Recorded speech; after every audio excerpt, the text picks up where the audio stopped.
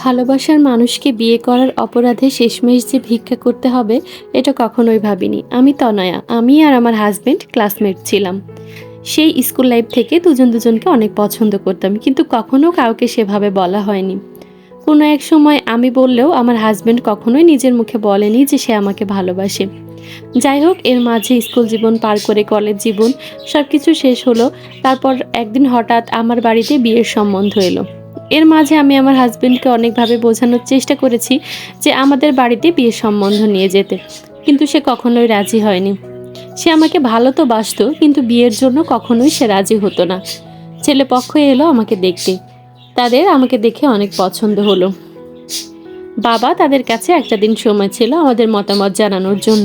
আমি ওই দিনই আমার হাজবেন্ডকে ফোন দিয়ে বললাম, দেখো আমার বিয়ে ঠিক হয়ে গেছে, এখন তুমি কি করবা সেটা তুমি জানো। আমি যদি তোমাকে না পাই তাহলে কিন্তু জীবন আমি রাখবো না, যেভাবে হোক আমাকে বিয়ে করতেই হবে। আমার এই রূপ পাগলামো দেখে তখন আমার হাজবেন্ড বলল, তুমি এসব কোনো কিছুই করবে না, আমি দেখছি কি করা যায়। সে আমাকে 1 ঘন্টা পরে ফোন দিবে বলে ফোনটা রেখে দিল। এরপর রাত হয়ে গেল, রাত গড়িয়ে ভোর হয়ে এলো, তারপরেও তার ফোনের কোনো খবর পেলাম না।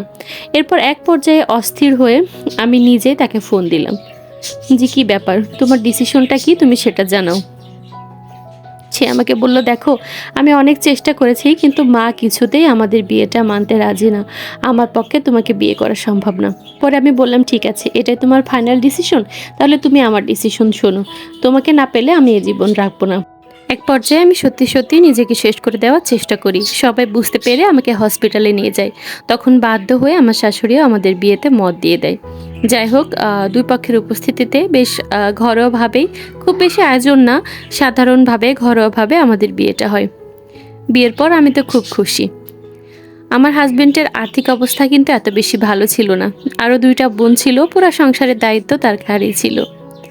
সে যে কেন আমাকে বিয়ে করতে চাইতো না সেইটা কিন্তু এখনো পর্যন্ত আমি জানি না, বা জানতামও না যে কেন বিয়েতে রাজি হতো না।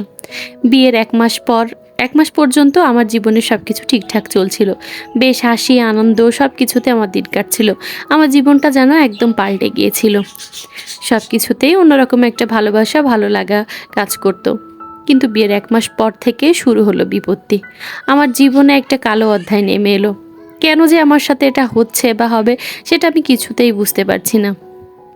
আমার স্বামীর ইনকাম ছিল খুবই সীমিত।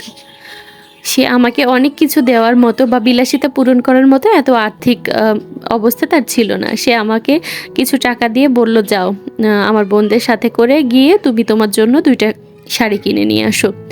আমি আমার ননদের সাথে গিয়ে আমার পছন্দ মতো নর্মাল 2টা শাড়ি কিনে নিয়ে এলাম। আর আমার কাছে এত বেশি টাকা ছিল না যে আমি আমার ননদদেরকেও জামা কাপড় কিনে দেবো। তো আমি ওদের পছন্দ মতো ওদের জন্য হালকা পাতলা কিছু কসমেটিক্স কিনে দিলাম। এই সামান্য উপহারটুকু পেয়ে তারা কি খুশি। যাই হোক, আমি কেনাকাটা করে এসে ওকে দেখালাম যে দেখো আমি এই 2টা শাড়ি কিনেছি, আমাকে কেমন লাগবে বলো তো। ও বললো, অনেক সুন্দর লাগবে, শাড়ি 2টাতে তোমাকে অনেক মানাবে। আমি সেই নতুন শাড়ি 2টার ভেতর থেকে একটা শাড়ি পরে ওকে দেখালাম। ও আমার অনেক প্রশংসা করলো। তখন আমি নতুন শাড়ি 2টা খুলে সুন্দর করে ভাঁজ করে আমার আলমারিতে রেখে দিলাম। এর পরদিন সকালবেলা আমি যখন শাড়ি 2টা বের করি তখন আমি তো পুরাই অবাক।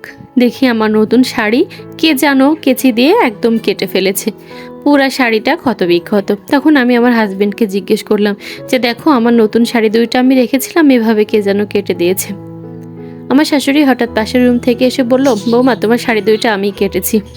আমি যেন ওনার কথা বিশ্বাস করতে পারলাম না, পুরাই হতভাগ হয়ে গেলাম। তখন আমার শাশুড়ি বলল, এ নিয়ে আর কোনো প্রশ্ন করবা না, তুমি সন্ধ্যাবেলা এই শাড়ির ভেতর থেকে যে কোনো একটা শাড়ি পরে রেডি হয়ে থাকবে, আমাদের একটা জায়গায় যেতে হবে। এ বিষয়ে আমি কোনো প্রশ্ন শুনতে চাই না। আমি তো একদম অবাক হয়ে গেলাম যে এই ছেঁড়া জরাজীর্ণ শাড়ি পরে আমি কিভাবে বাইরে যাব। সারা দিন গড়িয়ে সন্ধ্যা নেমে এলো যখন, তখন আমার শাশুড়ি আমাকে বলল, এ কি বৌমা তুমি এখনও রেডি হওনি? তোমাকে না সেই সকালে বলেছি যে সন্ধ্যায় রেডি হয়ে থাকবে, আমাদের একটা জায়গায় যেতে হবে। আমার হাজব্যান্ড মাথা নাড়িয়ে না করলো, কিন্তু তাতেও আমার শাশুড়ি কোনো কথাই শুনলো না। আমি ওনাকে বারবার বলতে থাকলাম, মা আমি এই ছিঁড়া শাড়ি পরে কি করে বাইরে যাব? তিনি আমাকে ধমক দিয়ে বলেছি না কোনো কথা না, এই শাড়ি পরেই তুমি বাইরে যাবে। আমি কোনো মতে সেখান থেকে একটা শাড়ি পরে বাইরে এলাম। তখন দেখি আমার শাশুড়ির চোখের ইশারায় আমার হাজব্যান্ড একটা পট্টি এনে আমার চোখটা বেঁধে দিল। আমি কিছুই বুঝতে পারছি না। এরপর আমার শাশুড়ি আমার হাত ধরে সামনের দিকে এগাতে থাকলো আর বলল, যদি কোনো প্রশ্ন করো বা তুমি যদি এই চোখের বাঁধন খোলো, তাহলে কিন্তু আমার ছেলেকে বলে আমি তোমাকে ডিভোর্স করিয়ে বাড়ি থেকে বের করে দিব। আমি আমার স্বামীকে অনেক ভালোবাসতাম, তাই তাকে হারানোর ভয়ে আমি কোনো কিছুই বললাম না। চুপচাপ তার পেছন মানে তার সাথে সাথে চলতে থাকলাম। আমার তো চোখ বাঁধা, আমি তো কিছুই দেখতে পাচ্ছি না। বেশ অনেকক্ষণ হাঁটার পর আমার পা ব্যথা শুরু হয়ে যায়। তারপর আমাকে কোথায় নিয়ে যেয়ে আমার শাশুড়ি বসালো।